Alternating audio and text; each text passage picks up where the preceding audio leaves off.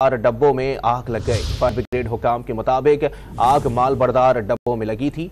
फौरी कार्रवाई करके भड़कते शोलों पर काबू पा लिया गया। आग लगने की वजह मालूम नहीं हो सकी।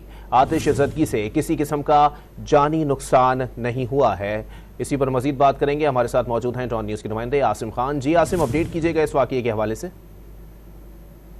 यह वाक़या कराची सिटी रेलवे पे पेश आया है और आज सुबह सवेरे जो है मालगाड़ी जो यहाँ पर सामान लोड कर रही थी उसमें अचानक आग भड़की है, जिसके बाद फौरी तौर पर फायर ब्रिगेड को तलब किया गया। फायर ब्रिगेड की 3 गाड़ियों ने जो है इस आग पर 2.5 घंटे बाद तकरीबन काबू पा लिया है। फायर ब्रिगेड हुकाम का बताना है कि इससे 4 मालगाड़ी के डब्बे जो हैं वो मुतासर हुए हैं। उसमें रखा हुआ सामान जो है वो जलकर खाकसार हो गया है। ताहम फौरी तौर पर आग लगने की वजूहात मालूम नहीं हो सकी हैं।